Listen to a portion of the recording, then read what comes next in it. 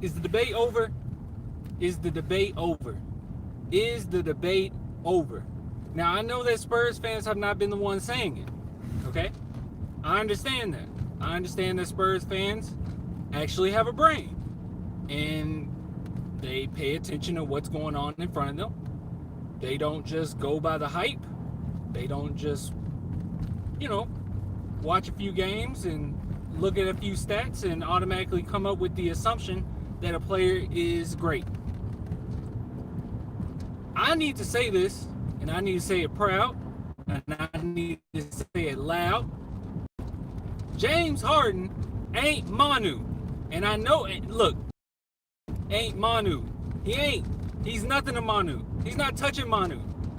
If you haven't heard, well, obviously if you heard, if you keep on with NBA at all, but James Harden is continuously, and I mean continuous. Sorry if you hear meowing. My cat is in the car with me because I'm going back to the apartment, so it's gonna be a long drive. I'm stopping before I get there, but it's gonna be a long drive. But anyway, that's besides the point. What I'm saying is, James Softon is not Manu Ginobili, and that was a debate. That was an actual debate. Is James Harden better than Manu Ginobili? Actually, now that I think about it, if you look at any top 100 list, top 50 list of shooting guards of all time, James Harden is always in front of Manu Ginobili. Always in front of Manu Ginobili. I know. Look, early on, I like James Harden. Okay, early on, I said, James Harden, you okay? Go ahead and come to the conclusion that James Harden isn't touching Manu Ginobili. He's not touching him as far as a player, as far as integrity, as far as work ethic, as far as just playing the game of basketball in general. He's not touching Manu Ginobili. All right, let's just be completely honest here. Now, James Harden he's continuously been trying to get out of Houston. And I personally don't have a huge problem.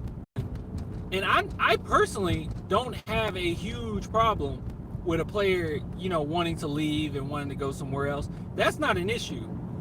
But I think James Harden is a special case. Okay? And I'm going to explain my take on this, like how I feel about James Harden and my take on this. So I think James Harden is a very special case because some players, sometimes they're just born into a bad family, okay? Sometimes you're just born into a bad family and, it's just not the ideal situation, and you grow up kind of resenting them, and you try to find a new family, all right? So sometimes that just happens. Sometimes your family abandons you, and that will be the front office just, throwing you away and saying, hey, we're going to go in a different direction. Sometimes that happens, but James Harden is a special occasion because James Harden was put into a family that, I have to be honest, and I know Spurs fans, we don't want to admit this, but the Houston Rockets is not a terrible franchise. Especially in the past, decade. They haven't been terrible, okay? They've been doable. They've been a fine franchise as far as getting the talent needed to try to make that second step, to make that step of trying to win, a championship. They've been decent, okay? They've been okay. And James Harden was there throughout that duration of them being pretty good. Now, James Harden had a wonderful coach, okay? He had a wonderful coach in which he basically told him, you got to get out of here because you want me to play defense. That was the first sign that James Harden wasn't Manu Ginobili. That was the first sign. Second sign, James Harden gets a new coach. And Mike D'Antoni, we know Mike D'Antoni is not huge on defense. He doesn't force you to play great defense. A lot of his offense is just straight up, drive and kick it kind of offense. Real simple stuff. Shoot a lot of threes. That's Mike D'Antoni. That's why he hasn't been successful in the NBA. Let's just be honest. Now, James, well, he's been successful. You know what I mean by success. I mean, we're Spurs fans, right? I'm not trying to be cocky, but we're Spurs fans. We know what success looks like. But anyways, that's besides the point. So James Harden has Chris Paul. Now, this is a surefire way to win a championship at this point. You have Chris Paul, you've choked in the past, but you have a guy that can finish. Now, just so happens, we go into a game 7 against the Golden State Warriors. and James Harden can't make it happen. Chris Paul is hurt for the Game 7. He can't make it happen. Therefore, they don't make it to the finals. James Harden starts to have some issues with Chris Paul. Pointing fingers. Chris Paul is out. Westbrook is in. Oh, this has to work. This has to work. They play together. They know each other. They know how each other plays. They've grown in their respective franchises. They know what it takes to win at this point, or at least go deep enough. And we're not necessarily Westbrook, but Westbrook been in some battles. Okay, this has to work. Westbrook's a good teammate, which a lot of people, we get that misconstrued.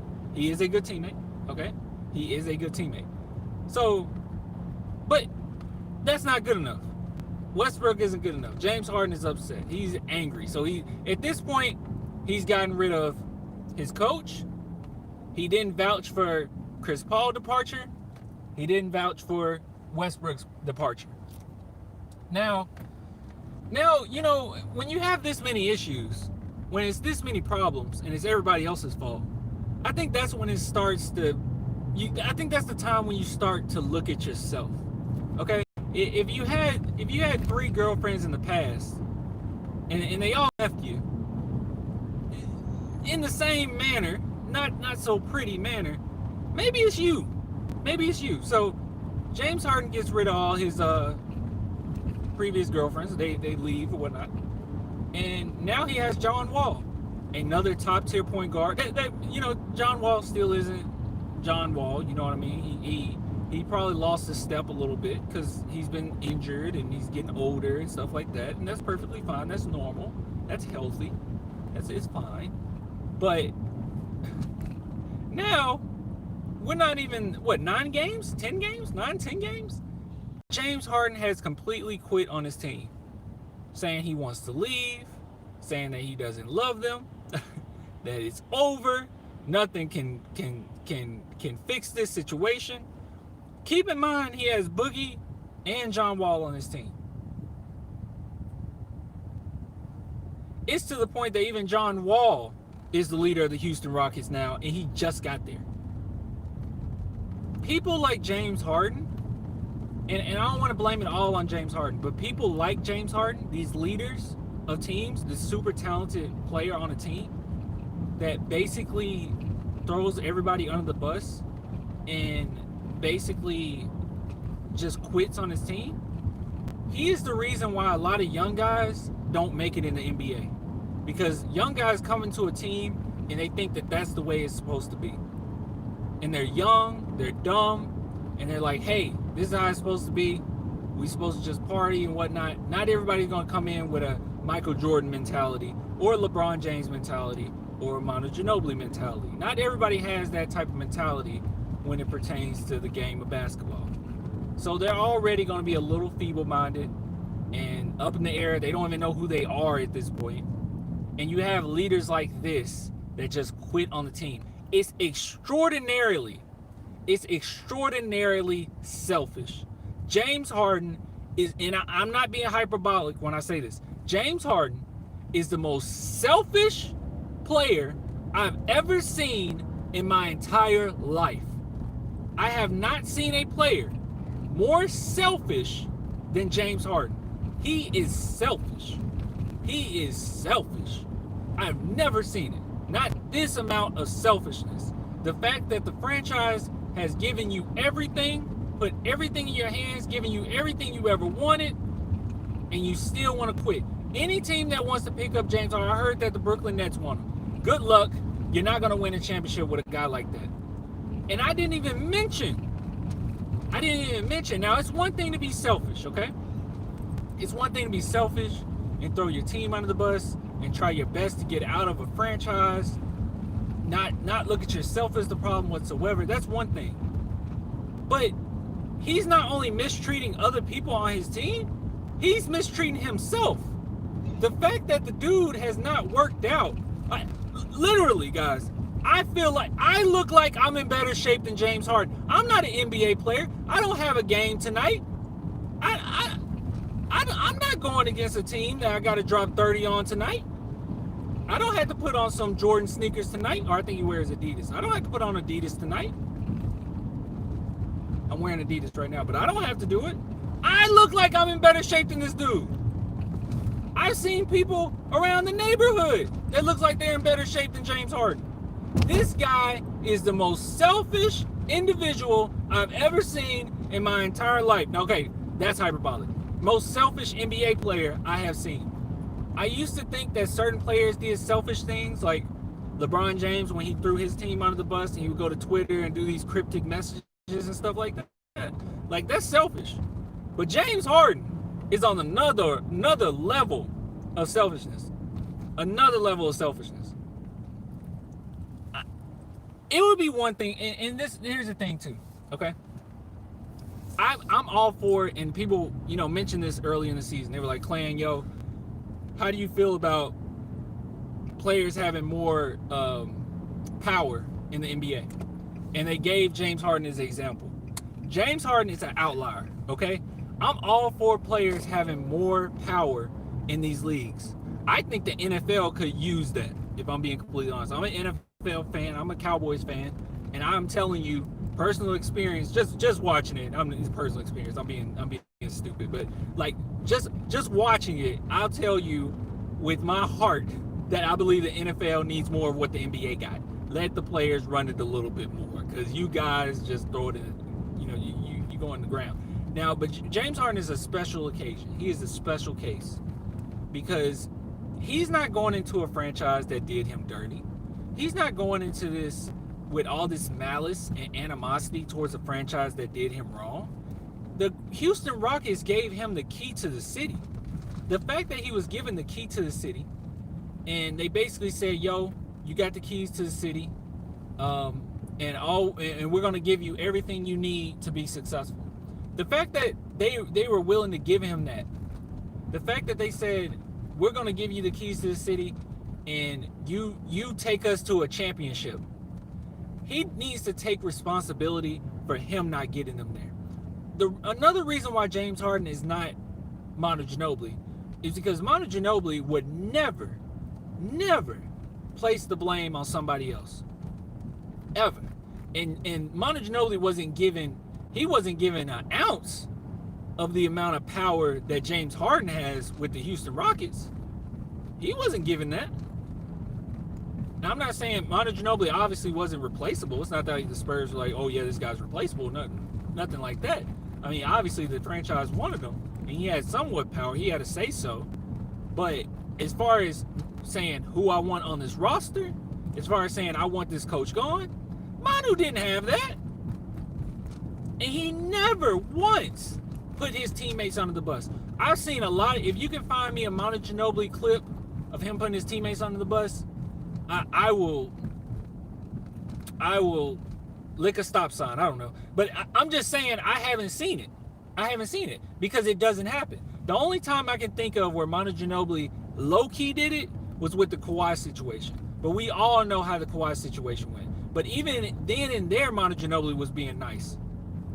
We weren't able to decrypt what Manu Ginobili was saying until after the Kawhi situation.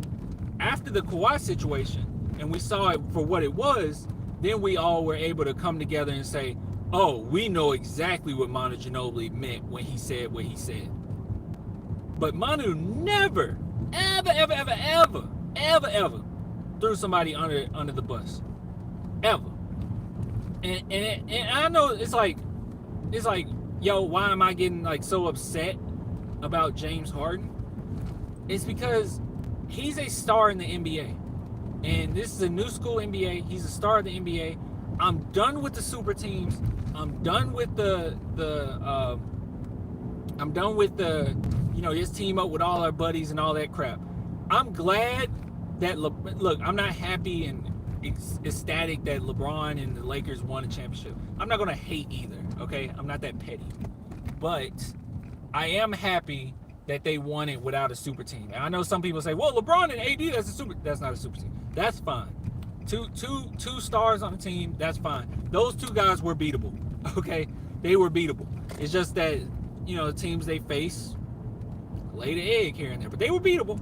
They were beatable. If the Clippers could have played harder and had some continuity, could have gave them a run for their money. They were beatable. The East, I don't know what happened with Giannis and his team. So Lakers were beatable.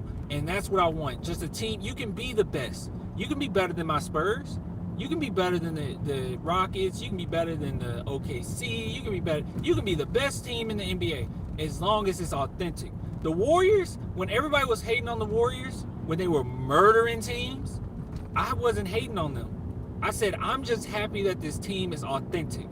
And when it was all said and done, low-key super team when you have Draymond, Steph, and Clay, but not quite. There's still an ounce of beatableness, I guess. I mean, it's still an ounce of it, okay? But that team, I wasn't hating on that team. I said, as long as it's homegrown, or a player, you start off with a player and kind of grew from that, or something like that, something in that realm, I'm cool with it. And so when I see people like James Harden, who's being such a diva, and it's not just from what he's saying, you can see it. The fact that he's not taking care of his body, and you're an NBA player, is astounding. You see it. When it came to Shaq ate a lot because he was bulking up on purpose. Now, when he got older, of course, it was that hint of laziness. It's like, okay, now you've been lazy. I remember it was a story where Kobe got mad because Shaq was having a Big Mac in like the workout room or something crazy like that, right? And it's nothing okay with that. There's nothing okay about that. Shaq shouldn't have been doing that, being an NBA player and all. But at the same time, I'm being completely honest here when I say the James Harden situation is unacceptable. Unacceptable. That's the word. And on top of it, Shaq won rings. So whatever. It's not like James Harden is doing this for a reason. It's not like he's bulking up for a reason. No. All this made him was slower and softer. The fact that this man gained that much weight and then came back to this franchise after getting paid all this money, all this publicity, all this fame, and came back gluttonous, talking about, I don't think anything can change this franchise. Like, are you just going to try to light the team on fire before you leave? Nothing can fix this. It's like, man, these guys are such divas, and we don't need guys like James Harden doing this, because all it's going to do when James Harden does what he does and he says what he says, all it's going to do is make it harder for teams like us to be able to thrive in the NBA. It's going to make it harder, because if he sets the precedent for being, it's okay to be a diva, or it's okay to go try to join some super teams, get out by any means necessary, that ideology, it makes it even harder for small market teams like us to survive in that NBA. So let's just pray and hope that nothing comes out of this. But what he did is BS, and on top of it, I don't want to hear nothing else about this man touching Manu Ginobili. He is nothing a Manu. Nothing. Nada. Not a zip. Not an ounce of Harden is Manu Ginobili. Quiet, girl. That's my cat. Apparently, Irvin went AWOL. Is off the grid now. Yeah, I heard that too. What you guys think going on with Kyrie, Kanye, Irvin? I don't know, man. You're low-key disrespected Hart. He deserved it. He deserved it. Look, man, if anybody tries to argue with me that James Harden is better than Manu Ginobili, I will lose it. I will lose my grip on reality. I won't know what's reality anymore. If anyone actually believes that James Harden is better than Manu Ginobili, I will lose it. I don't want to hear that ever again. I don't want to see a top 10, top 50, top 100 list with James Harden ahead of Manu Ginobili. Even if it's a spot ahead. One spot ahead of Manu Ginobili is too many. A half a spot ahead of Manu Ginobili is too many. A quarter spot ahead of Manu Ginobili is too many. A tie is too close. Look, it is a huge gap. Manu Ginobili is a far better player than James Harden. Far better. I don't care about the stats. I don't care about how many points he put up. That's why I was saying, right now, like when we talk about the Spurs, right now, and I'm going to do another live stream because I'm actually going to get off for a minute. And now I'm going to come back and I'll do another live stream. It'll just be an open discussion. We'll talk about whatever. But I am going to talk about DeJounte Murray when I come back, and I'm going to be gone for like just a couple minutes, so don't worry about it. It just be like 5 minutes. And when I come back, we're going to talk about DeJounte. But one thing that I've been saying is that that's great. Stats are great, but right now at this given time, I am the most happy I've been with DeJounte Murray since the first day he stepped in San Antonio. I am the most happy with DeJounte right now. All the stats when he got the triple double this season and the double. I don't care about none of that. His 14 and 7 assist game last game was one of the best DeJounte Murray games I've seen all season, or in him being here. I am the most happy with DeJounte Murray right now, and his stats aren't even the best that they've been right now. So I'm gonna come back. I'm about to go ahead and get off. Before I go. Please, while I'm gone, just these 5 minutes, join the group chat, the Spurs group chat. We got about 953 people in there. Links below. Just click it. I think it just says Spurs group chat or Flick group. I don't remember what it says. Spurs group chat. I don't remember, but just join it. It's on there, and yeah, do that. But it's underneath in the description. I'll be right back. Till next time, deuces. But I'm